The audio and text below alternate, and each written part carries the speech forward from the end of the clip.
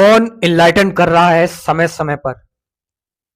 कौन जगा रहा है बुद्ध को, कृष्णमूर्ति को, ओशो को, स्वामी विवेकानंद को, रामकृष्ण परमहंस को, निसर्ग दत्ता महाराज को? ऐसी वो क्या चीज है जो इन लोगों को आउट ऑफ द बॉक्स कर देती है? क्या है ऐसा जो जो इतने लोगों को नहीं दिखाई दे रहा, कुछ चंद ही लोगों को दिखाई देता है? कौन सी चीज है जो इन लोगों को एनलाइटन कंप्लीटली कर दे रही है, सत्य के मार्ग पर जाने पर मजबूर कर दे रही है? ऐसा क्या है? क्या कोई ऐसा तत्व है इस दुनिया में, या फिर कोई कोइंसिडेंस है, या सिर्फ एक एक एक्सीडेंट है, एक घटना मात्र है जो जो कुछ लोगों के में ही घट जा रही है? अगर हम बात करें इन लोगों को, अगर जरा हम ध्यान से देखें तो रमन महर्षि हो गए, निसर्ग दत्ता महाराज हो गए, और रामकृष्ण परमहंस, स्वामी विवेकानंद, कृष्णमूर्ति, बुद्ध हो गए, जीसस हो गए, ओशो हो गए, इन लोगों में एक चीज रहती है, वो ये जानने की कि एक्चुअल में सच्चाई क्या है, एक्चुअल में ट्रुथ क्या है, एक्चुअल में सत्य क्या है। वो सत्य नहीं जो प्रकृति में मौजूद है, ध्यान रखना, और वो सत्य भी नहीं जो सोशली और मोरली हमें ठीक लग रहा है सामाजिक तौर पर, बल्कि वो सत्य है जो अपने आप में इंडिपेंडेंट खड़ा हुआ है। वो सत्य है जो अडिग है। वो सत्य है जो सर्वव्यापी है, सर्वत्र है। वो सत्य है जो जो बहुत शांत है, स्टिल है, साइलेंट है। और वो सत्य है जो अपने आप में पूरी तरह से सेल्फलेस है। वो सत्य जिसके लिए कोई कर्म बचता ही नहीं है। वो सत्य जिसके लिए कोई चॉइस, कोई चुनाव बचता ही नहीं है। और आपको पता है ये जो चीज है, जब आप खुद से बहुत ज्यादा सच्चे हो जाते हैं, खुद से सच्चे होने का मतलब है कि जब आप आउट ऑफ द बॉक्स होने का मतलब है कि जो दुनिया आपको कह रही है, जो लोग आपको कह रहे हैं, जो इवन आप अपने एक्सपीरियंस से भी देख रहे हैं, आप उसको भी झूठा मान रहे हैं, और आप देख रहे हैं कि मुझे ये जानना है कि सच में सच्चाई क्या है। कहीं ऐसा तो नहीं मैं सच्चाई को लोगों की नजरों से देख रहा हूं?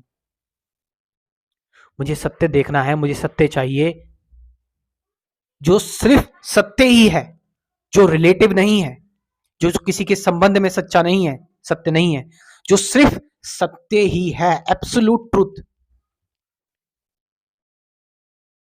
जब इस तरह की इंक्वायरी किसी किसी में जगती है,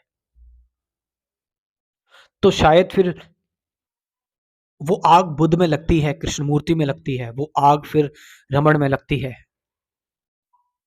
वो आग ओशो में लगती है, निसर्ग दत्ता महाराज में लगती है, स्वामी विवेकानंद में लगती है।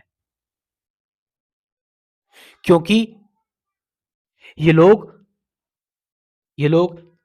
देखते हैं एक्चुअल में बिना किसी पास्ट की घटना से प्रभावित हुए, बिना किसी से प्रभावित हुए, बिना शब्दों के, बिना एक्सप्लेनेशंस के, व्याख्याओं के, ये देखते हैं कि दुनिया कैसी है। और जब ये देखते हैं कि दुनिया कैसी है,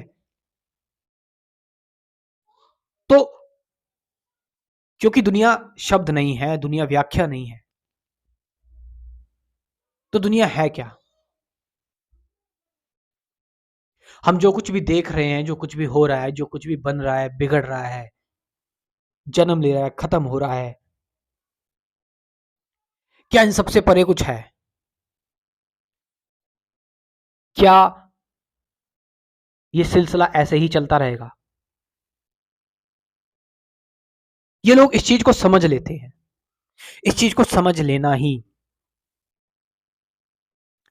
इस चीज से परे जाना है। वो होता है ना, जब किसी पिक्चर को आप मूवी को समझ लेते हैं तो बात वहीं खत्म हो जाती है।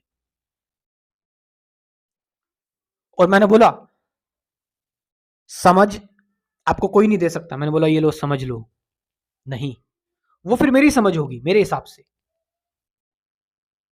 यानी वो फिर पास्ट की प्रतिक्रिया हुई, पुरानी हो गई कि मैंने आपको कोई चीज दे दी, लो ये है समझ, और आप फिर उसी से ही देखोगे। ट्रिक, माइंड की ट्रिक, ये जो हमारा ब्रेन है, जो हमारा माइंड है, ये बहुत तरह की चीजें रचा देगा। आप बोलोगे ना कि मुझे मुझे जानना है सत्य क्या है, तो ये सत्य जैसा कुछ तुम्हें दिखाने लगेगा। तुम्हारा माइंड, तुम कहोगे अपने माइंड से कि नथिंगनेस क्या है, ये नथिंगनेस जैसा कुछ प्रोड्यूस कर देगा, तुम्हें सच लगने लगेगा। इवन कुछ लोग स्किज़ोफ्रेनिया में, कुछ लोगों को सच में विजुअल्स एक्चुअल में दिखाई देने लगते हैं, उनको एक्चुअल में कुछ सुनाई देने लगता है हेलुसिनेशन के फॉर्म में। तो आपको इस चीज से, माइंड की जो ट्रिक है, इसको बड़े एक्यूट तरीके से, बड़े ध्यान से देखना पड़ेगा, बड़े ध्यान से समझना पड़ेगा, कहीं आप खुद को ही तो धोखा नहीं दे रहे हो। तुम्हें तुम्हारी जो कहानी है, उस कहानी को तुम्हें तुम्हारे हिसाब से देखना पड़ेगा। और जो कहानी तुम अपने हिसाब से देख रहे हो, जो कहानी तुम्हारे साथ तुम्हारे हिसाब से चल रही है, वो उस पर किसी का अधिकार नहीं है। उससे तुम अपने आप ही संतुष्ट हो जाओगे। मैं बोल रहा हूं, मेरे शब्दों पर मत जाना। क्या कहा जा रहा है, क्या बताया जा रहा है, ये महज बहुत छोटी चीज है। इसके अलावा इस जगह से, इस व्यक्ति से वाइब्रेशन भी निकल रही है। इस व्यक्ति का चेहरा क्या कह रहा है, इस व्यक्ति की बात क्या कह रही है, इस वक्त व्यक्ति के हाव भाव क्या कह रहे हैं, ये व्यक्ति क्या कहना चाहता है, ये सब कुछ मिलाकर, और जो फिजिकली कंपन होता है, उन सबको मिलाकर एक बात आती है जो हमें समझ में आती है फिर। और क्या पता वो समझ ही अपने आप में एक धोखा हो, क्या पता हम उस समझ को ही गलत तरीके से समझ रहे हो।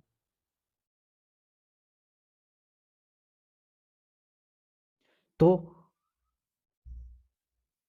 बहुत शांत तरीके से, बहुत स्थिर तरीके से, अब बहुत शांत और स्थिर तरीके का मतलब ये नहीं कि आप डिसिप्लिन लेकर आ गए अपने अंदर और आपने अपने अंदर ये पाल लिया, विचार पाल लिया कि मुझे स्थिर रहना है, शांत रहना नहीं। इससे आप और बंध गए, इससे अंदर आपके अंदर और बेचैनी होगी। मैं कह रहा हूं इन सभी लोगों में एक चीज कॉमन थी जो मुझे लगी, वो ये कि डर को जब इन्होंने खत्म किया अपने, अब यहां पर डर, कई लोग समझते हैं कि मैं माउंट एवरेस्ट पर चढ़ गया, पर्वत पे चढ़ गया तो मेरा डर खत्म हो गया। नहीं, डर सिर्फ ये नहीं है, ये फिजिकल डर है। वो डर जो अननोन का डर है, अज्ञात का डर है, वो डर जो तुम डेली महसूस करते हो और तुम्हें पता नहीं किस चीज का डर है ये, वो डर जो तुम्हें डरा रहा है और तुम्हें पता भी नहीं वो सच में वो डर ही है या कुछ और है। ऐसा डर जो बहुत सूक्ष्म है। जब इन्होंने डर को दरकिनार किया तो इनके लिए पूरी दुनिया ऐसी खुल गई जो बिल्कुल फ्री थी, और फिर कुछ बचा ही नहीं, और फिर ये अपनी मस्ती में मस्त हो गए और अपना काम करते रहे। जैसे फूल खिल रहा है, अपनी महक फैला रहा है, अपनी सुंदरता दिखा रहा है जब तक उसको दिखानी है। लास्ट में जो लोग पैशनेट हैं लाइफ को लेकर, लास्ट में जो लोग गंभीर हैं जिंदगी को लेकर, जिंदगी को समझना चाहते हैं, उन लोगों के लिए एक छोटी सी मैंने कोशिश की है, कंप्लीट स्पिरिचुअलिटी प्रोग्राम बनाकर, अध्यात्म का अध्यात्म की पूर्ण कक्षाएं, जहां पर आपको सिर्फ एक बार ही पेमेंट करना पड़ेगा और लाइफ टाइम मेंबरशिप है। 12 वीडियोस आपको कंसेप्ट क्लियर करने के लिए मिलेंगी। उसके बाद फिर डेली एक वीडियो मिलेगी मेरे मेडिटेशन रूटीन की, जिसमें हम गाइडेड मेडिटेशन करेंगे। और ये मेडिटेशन की वीडियो आपको, ध्यान की वीडियो ज़िंदगी भर मिलती ही रहेगी, पेमेंट एक बार ही करना है। स्क्रीन पर जो नंबर दे रखा है उससे आप इन्फॉर्मेशन ले सकते हैं। Thank you very much.